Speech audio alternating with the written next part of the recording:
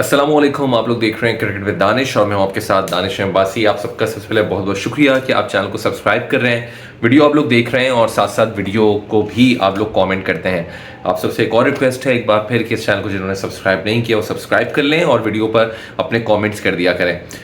आज जो मैं बात करने वाला हूं, मैं थोड़ी सी कोशिश ही कर रहा हूं कि क्रिकेट पे तो सब बात करते हैं, थोड़े से स्टैट्स के साथ भी हम बात करें। तो आज पाकिस्तानी ओपनर्स का मैं कंपैरिजन करूंगा जो दुनिया भर में ओपनर्स हैं उनके साथ, कि जो पाकिस्तानी ओपनर्स की बैटिंग है उनका जो इम्पैक्ट है वो दुनिया भर के ओपनर्स के मुकाबले में कैसा है। फिर हम बात करेंगे कि पाकिस्तान के इन ओपनर्स का अपने ओपनर्स के साथ, जो पाकिस्तान के लिए जिन्होंने टी20 में ओपन किया है, उनके साथ क्या कंपैरिजन है स्टैट्स के साथ। और फिर मैं बात करूंगा आपसे कि 2020 या 2021 के बाद से पाकिस्तानी ओपनर्स का क्या रन रेट बेहतर हुआ है या नीचे गया है। दीगर ओपनर्स का रन रेट कहां पर है, रोहित शर्मा कहां खड़े हैं, क्या रोहित शर्मा ने अपने टी20 के रन रेट को बेहतर किया है पिछले 3-4 सालों में, या उनका भी रन रेट नीचे की तरफ गया है पाकिस्तान या दूसरे प्लेयर्स की तरह। इन तमाम तर चीजों पर आपसे बात करूंगा, लेकिन उससे पहले मैं बतलाता चलूंगा आपको कि वो जो आमिर खान की एक मूवी थी ना, रॉन्ग नंबर, सो उस रॉन्ग नंबर के अंदर पाकिस्तान में कुछ क्रिकेटर्स की मैं बात कर रहा हूं कि वो भी कुछ रॉन्ग नंबर है। मतलब मुझे समझ में नहीं आती ये बात कि पाकिस्तान में कप्तान बाबर आजम को इतना ज्यादा उनकी कप्तानी को क्यों सराहा जा रहा है। फिर जब मैंने देखा, मुझे अंदाजा था पहले भी, कुछ क्रिकेटर्स की मैं बात कर रहा हूं कि उनके क्योंकि कुछ प्रॉब्लम्स हैं किसी के साथ और वो बाबर आजम के खिलाफ हैं, इसलिए उन्होंने सोचा जी हम बाबर आजम का साथ देंगे चाहे कुछ भी हो जाए। भाई आप पाकिस्तान का नुकसान कर रहे हैं। एज अ कैप्टन अगर आप बात कर रहे हैं कि बाबर आजम बहुत अच्छे हैं हमारे कुछ क्रिकेटर्स, तो वो किसी की जाती चपकलिश की वजह से, किसी अपनी लड़ाई की वजह से यहां पर ये काम करते हैं कि बाबर आजम की कप्तानी को सपोर्ट करते हैं। यूट्यूब पे मौजूद है, वो आप देख लीजिएगा। लेकिन बहरहाल, और फिर वो सपोर्ट ये भी करते हैं जी बाबर को कप्तान होना चाहिए, बाबर को कप्तान होना चाहिए, और फिर बाद में अब उनके मुंह से नहीं निकल रहा भाई कप्तान गलत है बाबर। क्यों? क्योंकि उनके दुश्मन की जीत हो जाएगी। लेकिन इसमें राशिद भाई यानी कि राशिद लतीफ और बासित अली शामिल नहीं है, क्योंकि बासित भाई को तो मैं अक्सर देखता हूं जिन्होंने सपोर्ट भी किया बाबर को, आज फिर वो बाबर के जो कप्तानी के खिलाफ वो बात कर रहे हैं। वो नहीं इस पे ढके छुपे अल्फाज में किसी से बात करते हैं। लेकिन कुछ क्रिकेटर्स हैं वो रॉन्ग नंबर जरा आप देखिएगा हैं कौन कौन से। और अब मैं आपसे आज बात करता हूं पाकिस्तानी ओपनर्स के जो स्ट्राइक रेट है वो दीगर ओपनर्स के मुकाबले में कैसे हैं। तो मैं आपसे बात करूं जो पाकिस्तानी ओपनर्स हैं उनका इस वक्त जो इम्पैक्ट है टी20 में पावर प्ले में वो क्या है, और जो दीगर इंटरनेशनली प्लेयर्स हैं उनका इंपैक्ट क्या है इंटरनेशनली टी20 में। पहले हम पाकिस्तानी ओपनर्स का स्ट्राइक रेट और एवरेज देखते हैं और फिर हम इसको कंपेयर करेंगे इंटरनेशनली जो दीगर प्लेयर्स हैं उनका क्या है। रिजवान और बाबर आजम का इस वक्त जो हमें नजर आता है स्ट्राइक रेट, खासतौर पर मोहम्मद रिजवान का, वो है इस वक्त तकरीबन 118 का। जबकि अगर आप रिजवान के एवरेज की बात करते हैं तो रिजवान का इस वक्त जो एवरेज बनता है वो बनता है तकरीबन 60 का, यानी 61 का आप कह लें, जो कि पावर प्ले में है। इसके अलावा अगर आप बाबर आजम की बात करते हैं तो बाबर आजम का स्ट्राइक रेट है 117 का और इनका जो एवरेज बनता है वो बनता है 37 का। ठीक हो गया। अब जो इंटरनेशनली प्लेयर्स हैं, अच्छा मैं ये उन तमाम तरह प्लेयर्स की आपसे बात कर रहा हूं जिनका कम से कम रन जो टी20 में 1000 रन उनकी पॉकेट में है, जिन्होंने 1000 रन बना के रखे हैं ताकि बैलेंस्ड यहां पर कंपैरिजन रहे। अब टॉप पे हम देखते हैं इस वक्त कौन है। टॉप पे अगर हम आते हैं और टॉप पे अगर हम देखते हैं तो टॉप पे में नजर आते हैं बटलर के, बटलर जिनका स्ट्राइक रेट 148 का है पावर प्ले में।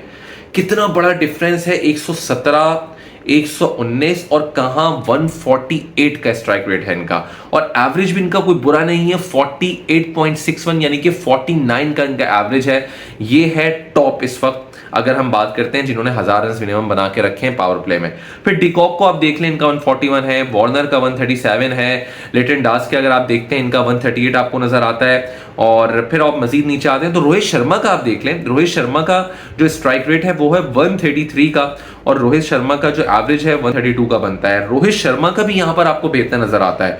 और फिर आपको अचानक से जो ड्रॉप नजर आता है वो रिजवान और बाबर का आता है कि कहां आप देखें तो 133 रोहित शर्मा, कहां टॉप 148 और कहां रिजवान का 118 का और बाबर आजम का।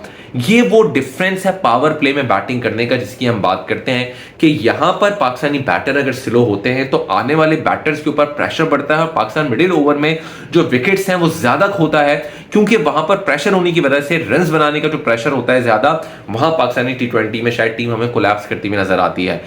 अच्छा, ये तो अब बात हो गई आपसे मिनिमम 1000 रन की, लेकिन अब 2021 के बाद से जो T20 में स्ट्राइक रेट है, क्या वो दीगर प्लेयर्स का बेहतर हुआ है? क्या रोहित शर्मा का स्ट्राइक रेट बेहतर हुआ है 2021 के बाद से?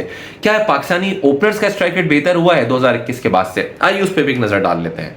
अच्छा, क्योंकि 2021 से मैं आपसे बात करता हूं कि 2021 के बाद से जिन्होंने कम से कम 500 रन बना ली हैं पावर प्ले में, उनका स्ट्राइक रेट क्या रहा है। अब 2021 के बाद से T20 जो जिस तरह मजीद यहां पर हमने देखा इम्प्रोवाइजेशन आई है, शॉट्स आ गए, तो उसके बाद से किसने अपने स्ट्राइक रेट को मजीद बेहतर किया, किसका खराब हुआ?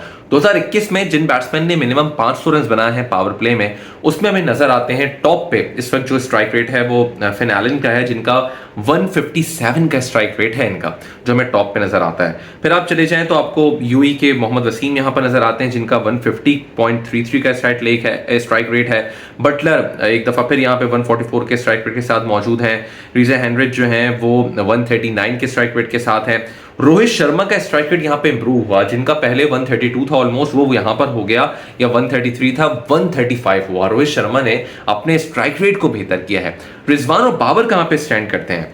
रिजवान जिनका स्ट्राइक रेट हमने देखा तकरीबन 120 के करीब रहा, थोड़ी सी इनकी भी स्ट्राइक रेट में हमने देखा इंप्रूवमेंट नजर आई है, लेकिन बाबर का स्ट्राइक रेट अगर आप देखें तो वो आपको 112 पे नजर आता है, यानी तकरीबन 113 पे। तो बाबर का जो स्ट्राइक रेट है वो हमने कम होते हुए देखा है 2021 से, जो कि T20 में पावर प्ले में मजीद यहां पर इनका स्ट्राइक रेट कम हो गया है। अच्छा, अब कुछ कंपैरिजन करते हैं अपने इन ओपनर्स का पाकिस्तान में जो दीगर ओपनर्स हैं उनके साथ क्या सूरत हाल रही है, और क्या पाकिस्तानी ओपनर्स बाबर का और रिजवान का स्ट्राइक रेट या इंपैक्ट प्लेयर पावर प्ले में पाकिस्तान के अपने ओपनर्स के साथ कैसा रहा है। तो अगर भी इस पे भी हम नजर डालते हैं तो हमें नजर आता है कि फखर जमान इन सब में बेहतर नजर आते हैं, कि जिनका स्ट्राइक रेट 128 का है। क्योंकि फखर जमान की अगर आप इनिंग्स देखते हैं तो वो ज्यादा नहीं है। फखर जमान ने 53 इनिंग्स खेली हैं, जबकि दूसरी तरफ आप जाते हैं तो रिजवान की 71 इनिंग्स हैं और बाबर आजम की 98 इनिंग्स हैं।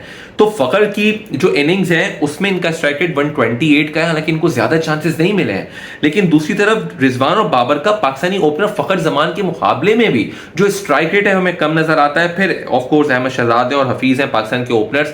ये पाकिस्तान के वो ओपनर्स हैं जिन्होंने T20 में कम से कम 500 रन बनाए हुए हैं पावर प्ले में, ये मैं उनकी बात कर रहा हूं। कम से कम 500 रन बनाए पावर प्ले में, ये मैं उनकी बात कर रहा हूं। तो यहां पर हम फिर देखते हैं कि पाकिस्तानी ओपनर्स के मुकाबले में यानी कि फखर जमान का ही स्ट्राइक रेट हमें यहां पर ज्यादा बेहतर नजर आता है। तो ये कंपैरिजन था जो मैंने आपको बतलाया कि पाकिस्तानी ओपनर्स के हवाले से जो बात की जाती है। सारा मसला क्या है कि जब ये ओपनर बैटिंग करने के लिए जाते हैं और ये जब पार्टनरशिप करते हैं या रन्स बनाते हैं, जो पाकिस्तान का रन रेट है, स्ट्राइक रेट है, वो तकरीबन आपने खुद देख लिया 117, 119, जो बाद में शायद इनका बेहतर होकर 124 तक चला जाता है। लेकिन यही बैटर अगर पावर प्ले के बाद, यानी कि हमने जिनकी दीगर प्लेयर्स की बात की है, रोहित शर्मा की या दूसरे प्लेयर्स की हमने बात की, आपसे बटलर की बात की, तो यही प्लेयर जो है फिर पावर प्ले के बाद हम देखते हैं जब बाद में बैटिंग करते हैं ये अपने स्ट्राइक रेट को 133-40 पे नहीं रखते, इनका फिर मजीद बेहतर होता है। जबकि हमारे ओपनर जो है इनका 124-128 तक जाता है, जो एक बहुत बड़ा फर्क है, क्योंकि बाद में आने वाले जो बैटर हैं उनके ऊपर प्रेशर आता है रन्स बनाने का,